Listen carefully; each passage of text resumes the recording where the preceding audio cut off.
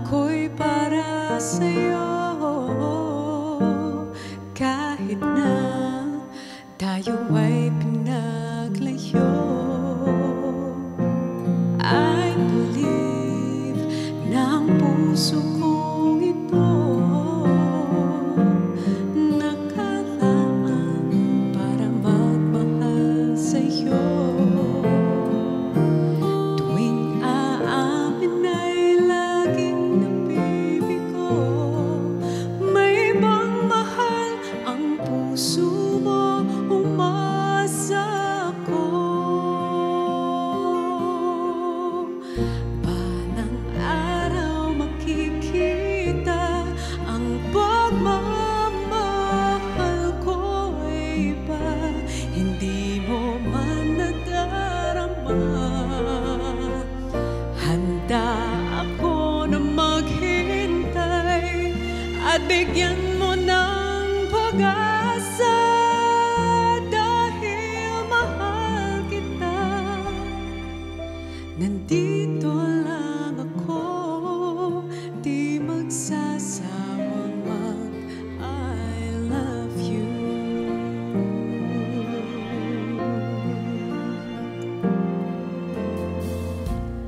I believe may mga pangarap ka,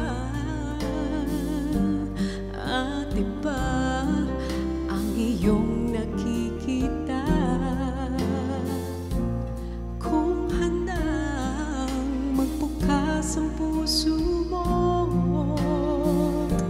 nakalaan ang pag-ibig ko sa'yo.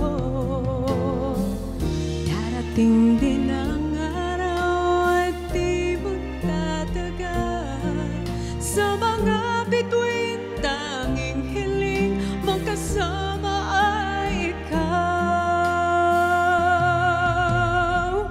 Balang araw makikita ang pagmamahal ko ay iba, hindi mo man nadarama.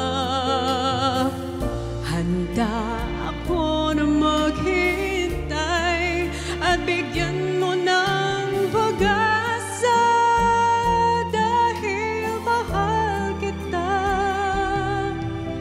Nandito lang ako, di magsasawang mag-I love you.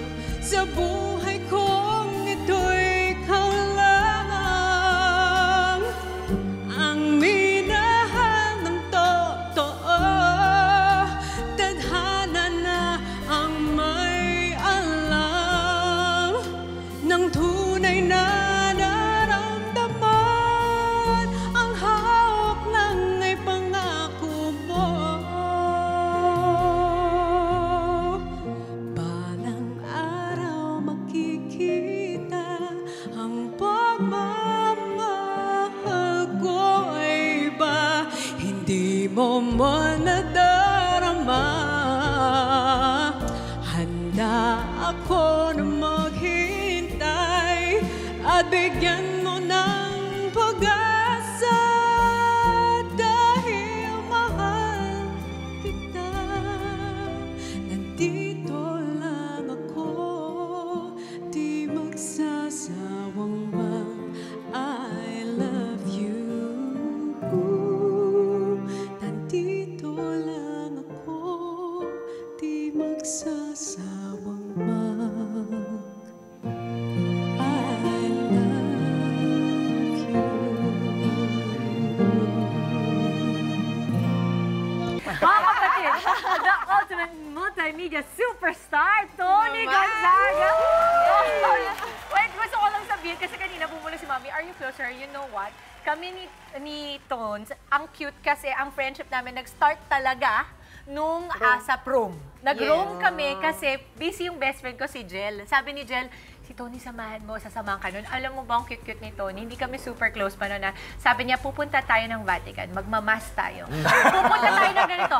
Bilhin mo to, kailangan mo yan. Alam mo, pag di mo yan binili, magsisisi ka, nandito na tayo. At saka, not everybody knows, she's an introvert eh. That's why she's very quiet like this. Parang But she's eldest also, niya. Parang yung anak ko. So sabi ko kay Tony, alam mo, Tons, para kang sikal kaya nagja-drive tayo. And you know what?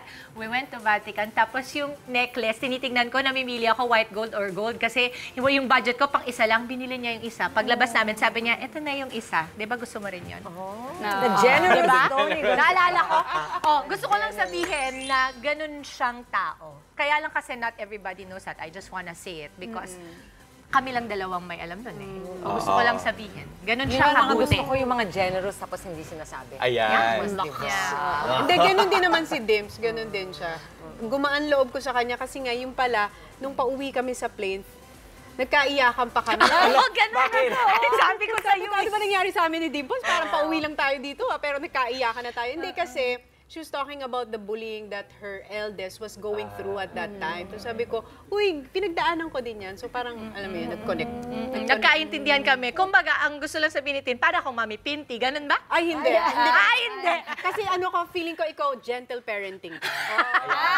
Uso na yun ngayon, gentle parenting. May ganun yun. Doon na tayo sa Doon na tayo sa parenting. gentle parenting, sakto. So ikaw ba parang Mami Pinti or gentle parenting? O parang magkapareho ba yun? Mami Pinti naku, equals parang gentle? Ano to, parang dalawang personality. Pwede tayong gentle parenting, pero pag minsan kailangan din natin talagang ilabas yung mga 80s and 90s kind of parenting. Yung Jurassic parenting. Napanood ko yung video na yung tawang-tawa ko. Kasi ikaw, Jurassic, sabi ni Mami Pinti, ano sabi niya? Excuse me. Correct pa niya, pero may mga ebidensyang nilatan. Hindi na siya nakapag- Hindi na siya Pero sabi mo, in other words, yung pagpa-parent mo kay Seri at saka yung baby kay Polly. Polly, parang hati. Hindi exclusive gentle. Siyempre, kung minsan kailangan lumabas din yung pangil. Yes, yes. Meron nga ako nakitang quote before na sabi niya, when I open my mouth, my mother comes out. Sabi ko, oh my gosh, ngayon ako nakarelate. Totoo yun. Yung mga sinasabi mong, ay, hindi ko yan gagawin. Ay, naku, ganyan na ganyan ako. Hindi ko yan gagawin. Kay Oo, Tita kay Mami Boots. Boots. O, Kay parang, Mami Boots. Oo, yan na sabi sa akin. Sinumpa ako yun. Sinabi sa akin, ngayon yun na yung bukang bibig ko. Di ba? Ang magsasabi sa'yo parang asawa mo Oh, or the right. people around you. So, ano na-pick up mo kay Mami Pinti? Yung modulation. Ganda ng word! The modulation kind of parenting. Kasi una yan, ang may stages ang galit ng mami ko yung una, the dagger look. Ano ba yun? Kinategorize na namin yan. Halimbawa, nasa maraming taong lugar, tapos hindi ka nagtitipo. Gagano na yan. Ayun. Yun na. Dagger look na yan. Oh Parang, my God. uy, tumingin na ng matalas. Tapos pag hindi pa kayo nakuha, ang next category na is the mouthing of words. Oh! Okay, so hindi ka nakuha sa dagger, para may mga voodoo na siya nasasabihin. Ganunin ka Para na niya. speaking in tongues na yan, ah. Makulit. Makulit talaga kami ni Alex. So, yun So, na, yun yung yung mga next ano na is the... Nakuha na kayo. Ay, kwando na. Modulation. Yun siguro nakuha ko sa hosting.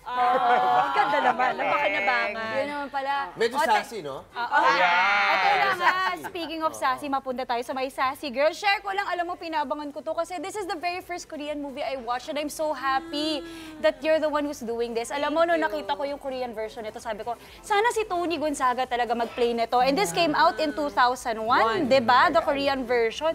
So ito na nga, true enough, ikaw na yung mag-play. How do you feel? Si Maui, magkasabay kami na nag-audition kami sa Star Ay, Circle. may history din kami din. Anong year? Hindi, kasi ang pambato ko daging material nun pagkakanta, Lady Marmalade. Oh, siya din. Kinakanta niya ang Lady Marmalade. tamo na. Nung kinanta niya, tinapong ko na. Totoo ba? Hindi ko alam to story na Ano to. sabi ko, ayoko na kantahin, magaling siya. Ay, grabe. Ano na lang ako, I believe. Ay, grabe. Kinanta mo talaga yung I believe. Hindi, hindi.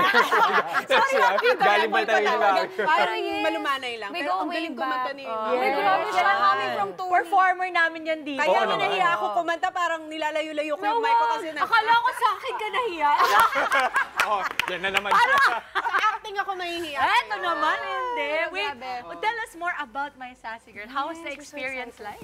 Sobrang saya because we finished the film at the peak of the pandemic noong 2020.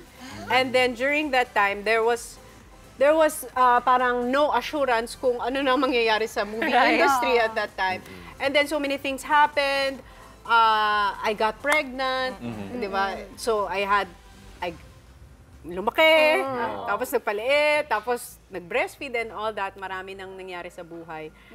And then, I got sick pa pala. Hyperthyroidism. Uy, mabigat na ko siya. Yeah.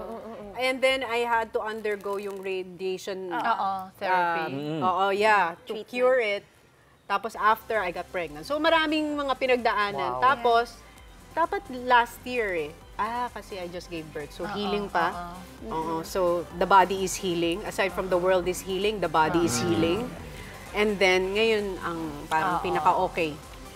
Siya, ma-air. Kaya parang God's time. God's time, time. siguro yun. God's time na nag-align lahat na ito yung right time para mag-air yung movie. Pero this movie, 2001, nabanggit nga ni Maui, napanood mo na siya beforehand pa or kinailangan mo panoorin ulit para aralin yung karakter? Kinailangan ko siyang panuorin noong 2005, naalala ko yun. Kasi binigay siya sa akin ni, director na nga si Barry ngayon, si Direk Barry. Gonzales. Diba? Si Yes, Barry, yes. dati kay Direk Cathy. Yes! Ayan, kilala ni Dims yan, katrabaho namin sa Star. Sabi niya, panoorin mo tong si Sassy Girl. Kasi lahat ng mga films ko before that I would do na rom-com, ang peg siya. So, sabi ko, sino kaya si Sassy Girl? Tapos, yan, panoorin mo para alam mo. We were shooting the movie You Are the One. Tapos yung mga My Amnesia Girl, tapos yung mga My Only You, I remember, ganun ang peg lagi. So, kaya ako siya nakilala dahil yung mga movies ko before, ang peg yung character niya. 3 words to describe si Sassy Girl para dun sa mga hindi nakakakilala sa kanya. Maliban sa Sassy. Maliban sa Sassy, she is funky, she's deep, and she's hopeless romantic. Ay, ano ba yun? Okay. Ganda ng kwento. Actually, Okay, excited ako. I'm so excited. At saka Tony Gonzaga to, no? Yun ang pinaka, dyan, Rason, para panoorin. Hindi, tsaka si Pepe, ang galing dito. Ang husay ni Pepe. Napakahusay ni Pepe. You will fall in love with him in the movie. Kahapon kasi nag-premiere night kami. So, doon ko lang napanood. Talagang humanga ako. Na-solidify yung paghanga ko sa kanya Gusto ko bilang yung hindi siya actor. yung matipuno, tall, dark, and handsome. Hindi ganun ang dating, pero may love ka. Yeah, kasi makikita mo kung gaano siya. Di ba usually ang babae ang martyr sa pag-ibig? Yes. Ito siya. Sabi ko, may lalaki palang martyr sa pag-ibig. Meron. Siya yun. Parang kinaya-kaya lang siya nung girl, tapos hinayaan niya parang basahan na lang siya for the first part of the pelikula na parang tinapak-tapakan siya. Sabi ko, naawa na nga ako sa kanya nung sinushoot namin kasi kung di siya masasaktan, malulunod. Sabi ko, salbahe naman itong babaeng ko sa kanya. Tones, we can't wait to watch. Please invite all our kapatids. Yes, mga kapatid, bukas na po ang showing ng My Sassy Girl in cinemas nationwide. Sana po, suportahan natin ang pelikulang Pilipino. This is under Viva Films and Tin Can. And directed by Fifth Solomon. Kasama ko po ang napakahusay, napakagaling na si Pepe Herrera. Ayun. Maraming salamat, Miss Tony Gonzaga. At syempre, thank you for coming. Sana huwag kang magsawang dumaan dito.